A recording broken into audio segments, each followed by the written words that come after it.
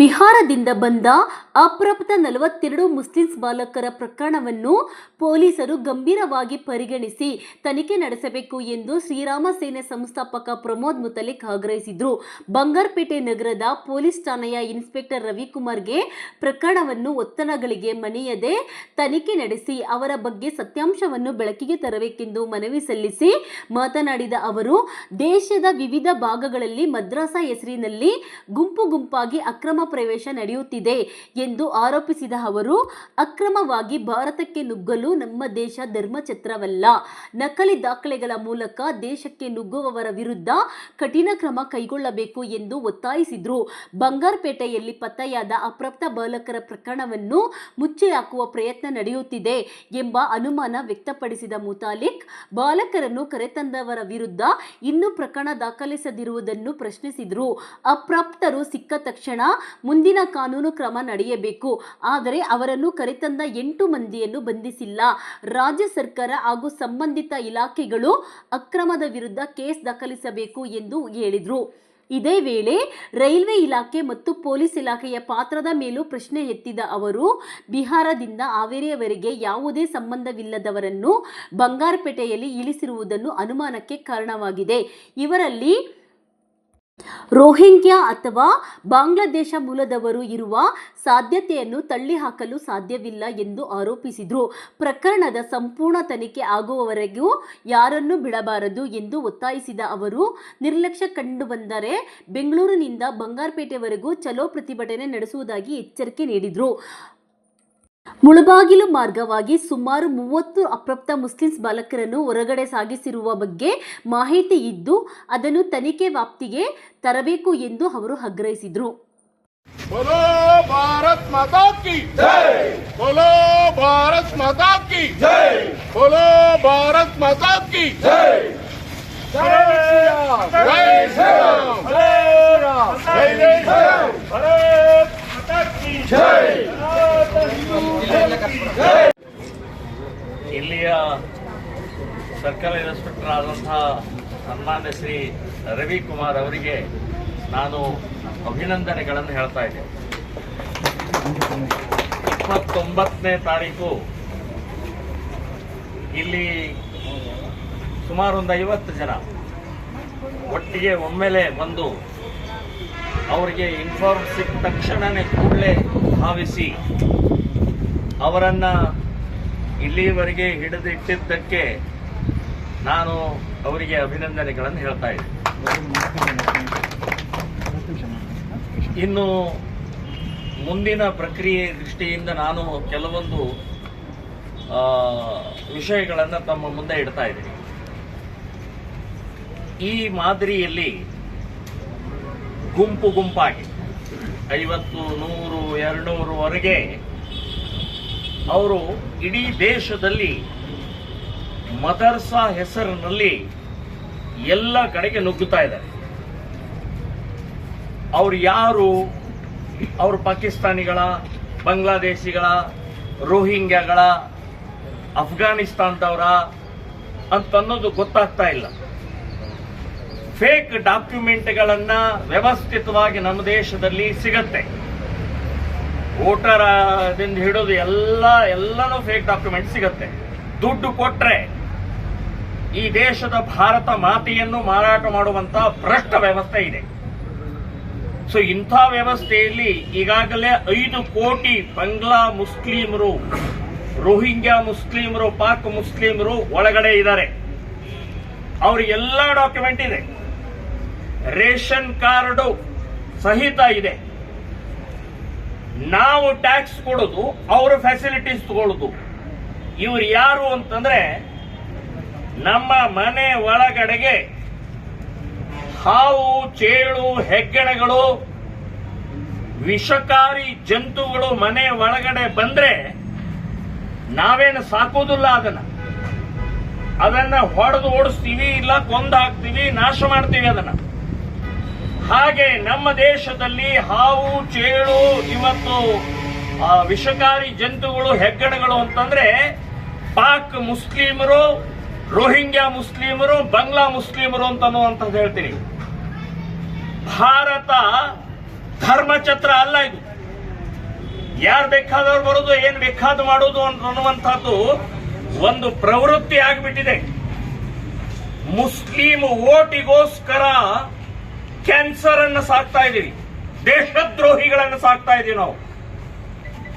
So ಈ ರೀತಿಯ ಪ್ರಕ್ರಿಯೆ ನಡೀತಾ ಇರುವಂತಹದ್ರ ವಿರುದ್ಧ ಇವತ್ತು ಎಲ್ಲ ಹಿಂದೂ ಸಂಘಟನೆಗಳು ಒಟ್ಟಾಗಿ ಹೋರಾಟ ಮಾಡುವಂತಹದ್ದನ್ನು ನಿರ್ಧಾರ ಮಾಡಿದ್ದೀವಿ. ಸೊ ಈಗ ನಾವು ಇವತ್ತಿನ ಅಂದ್ರೆ 29ನೇ ತಾರೀಕು ಏನು ಒಂದು ಘಟನೆ ನಡೀತು, ಅದನ್ನ ವ್ಯವಸ್ಥಿತವಾಗಿ ಮುಚ್ಚಾಕುವಂತಹ ಪ್ರಯತ್ನ ನಡೀತಾ ಇದೆ. ಒತ್ತಡನೋ ಇನ್ನೇನೋ ಗೊತ್ತಿಲ್ಲ. ಈಗ ಅಪ್ರಾಪ್ತರು ಯಾರೇ ಇರಲಿ, ಅವರು ಸಿಕ್ಕ ತಕ್ಷಣ, ಇಷ್ಟು ದೊಡ್ಡ ಗುಂಪಿನಲ್ಲಿ ಸಿಕ್ಕ ತಕ್ಷಣನೇ ಅವ್ರ ಮೇಲೆ ಒಂದು ಕೇಸ್ ಆಗತ್ತೆ. ಕೇಸ್ ಆಗಿ ಆ ಕೇಸಿನ ಆಧಾರದ ಮೇಲೆ ಸಂರಕ್ಷಣೆ ಮಾಡಬೇಕಾಗತ್ತೆ. ಸೊ ಸಂರಕ್ಷಣೆ ಮಾಡಿದ ನಂತರ ಮುಂದಿನ ಪ್ರೊಸೆಸ್ ಸ್ಟಾರ್ಟ್ ಆಗತ್ತೆ. ಅವರನ್ನ ಕರ್ಕೊಂಡು ಬಂದ ಈ 8 ಜನರ ದಾಖಲೆಗಳೇನು, ಎಲ್ಲಿಂದ ಬಂದ್ರು, ಹೇಗೆ ಕರ್ಕೊಂಡ್ ಬಂದ್ರು ಇವರನ್ನ. ಸೊ ಇದು ಅವ್ರ ಮೇಲೆ ಕೇಸ್ ಆಗಿ ಆ 8 ಜನರನ್ನ ಬಂಧನ ಮಾಡಿ ಅರೆಸ್ಟ್ ಮಾಡಿ ಒಳಗಡೆ ಹಾಕ್ಬೇಕು. ಅದಾಗಿಲ್ಲ ಅಂತ ಅನ್ಕೊಂಡಿದ್ದೀನಿ ನಾನು. ಈಗ ಅವ್ರು ಎಲ್ಲಿದ್ದಾರೆ ಅಂತ ಅನ್ನೋದು ಗೊತ್ತಿಲ್ಲ, ಕೇಳೋಣ, ಅವರೇ ಹೇಳ್ಬೇಕೀಗ. ಇನ್ನು ಇವರನ್ನ ನಾವು CWC ಯಲ್ಲಿ ಇಟ್ಟಿದ್ದೀವಿ, ಎಲ್ಲ ನಮ್ಮ ಕಡೆದು ಮುಗೀತು ಅಂತ ಅನ್ನುವಂಥದ್ದು ಕೈ ತೊಳ್ಕೊಂಡ್ಬಿಟ್ಟಿದ್ದಾರೆ. ನಾನು ಹೇಳೋದು ಅಷ್ಟು ಸುಲಭ ಅಲ್ಲ ಇದು. CWC ಕೂಡ ಸ್ಟೇಟ್ ಗವರ್ಮೆಂಟಿನ ಒಂದು ಪಾರ್ಟ್ ಅದು. ಅವರು ಸೆಕ್ಷನ್ ಹಾಕಿನೇ ಒಳಗಡೆ ಪ್ರವೇಶ ಮಾಡಿಸ್ಬೇಕು ಅವ್ರನ್ನ.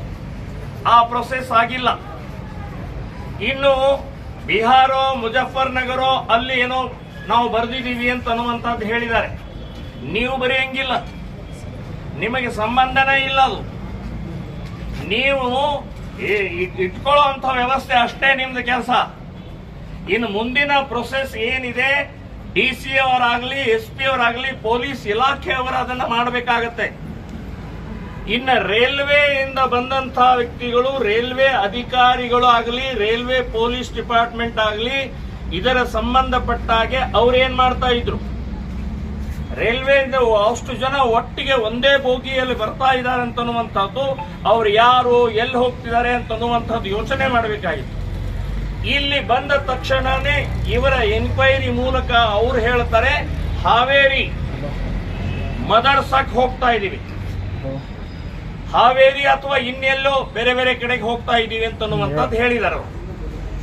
ನಾನು ಹೇಳೋದು, ಮುಜಫರ್ ನಗರ್ ಅಂದ್ರೆ ಬಿಹಾರಿಯಲ್ಲಿ, ಬಂಗಾರಪೇಟೆಯಲ್ಲಿ, ಎಲ್ಲಿ ಹಾವೇರಿ, ಒಂದಕ್ಕೊಂದು ಸಂಬಂಧ ಇಲ್ಲ. ಸೊ ಇವ್ರು ಹೇಗೆ ಏನ್ ಲಿಂಕ್ ಆಗ್ತಾ ಇದೆ? ಮತ್ತು ಮುಜಫರ್ ನಗರದಿಂದ ರೈಲ್ವೆ ಬೆಂಗಳೂರು ಇರೋದು, ಇಲ್ಲ ಕೇಳಿದ್ರು ಅವರು ಟಿಕೆಟ್ ಹಾಗಾದ್ರೆ ಎಲ್ಲಿವರೆಗೆ ಇತ್ತು? ಇಲ್ಲೇ ಬಂಗಾರಪೇಟೆಯಲ್ಲಿ ಟಿಕೆಟ್ ಇತ್ತ, ಅಥವಾ ಇದರವರೆಗೆ ಟಿಕೆಟ್ ಇತ್ತು, ಅಥವಾ ಟಿಕೆಟ್ ಇದೇ ಇಲ್ಲೋ ಅಂತನ್ನುವಂಥದ್ದು ಕೂಡ ಗೊತ್ತಿಲ್ಲ ನಮಗೆ. ಸೊ ಈ ರೀತಿಯ ಸಂಶಯಾತ್ಮಕವಾದಂತಹದ್ದು ಬೇಕಾದಷ್ಟಿದಾವೆ. ನಾನು ಹೇಳ್ತೀನಿ, ಅವರು ಬಾಂಗ್ಲಾದೇಶಿಗಳು, ಪಾಕಿಸ್ತಾನದವರು, ರೋಹಿಂಗ್ಯಾಗಳು, ದೇಶದ್ರೋಹಿಗಳು.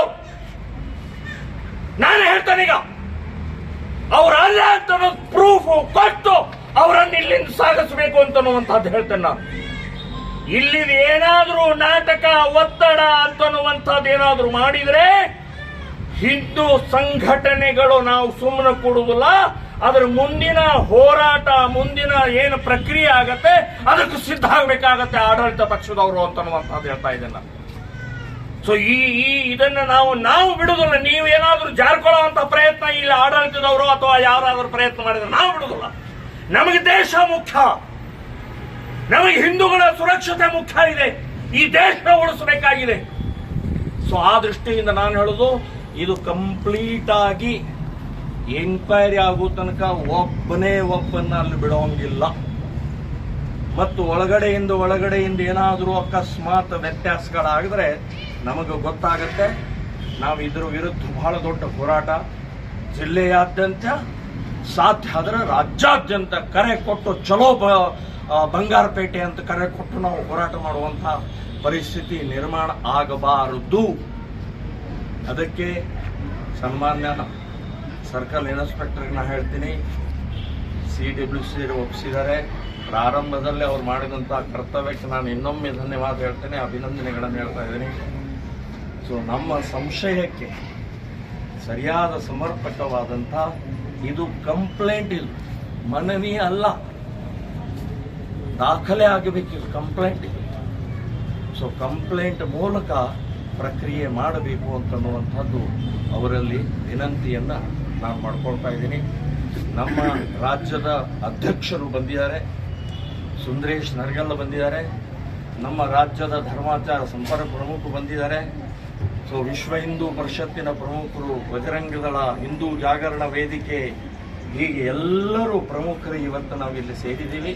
ಸೊ ಒಂದು ಮನವಿಯನ್ನು ನಾವು ಕೊಡ್ತಾ ಇದ್ದೀವಿ. ಇದೇ ಮಾದರಿಯಲ್ಲಿ ಮುಳಬಾಗಿಲು ಮೂಲಕನೇ 30 ಜನ ಪುಂಗನೂರು ಹೋಗಿದ್ದಾರೆ ಅಂತನ್ನುವಂಥದ್ದು ಮಾಹಿತಿ ಇದೆ, ನಿಶ್ಚಿತವಾಗಿ ಗೊತ್ತಿಲ್ಲ. ಅದು ಕೂಡ ಎನ್ಕ್ವೈರಿ ಆಗಬೇಕು ಅಂತನ್ನುವಂಥದ್ದು ನಾನು ಸರ್ಕಾರಕ್ಕಾಗಲಿ ಪೊಲೀಸ್ ಇಲಾಖೆಯವರಾಗಲಿ ಮನವಿಯನ್ನು ನಾನು ಮಾಡ್ತೀನಿ. ಫೋಟೋ ತಗೊಂಡು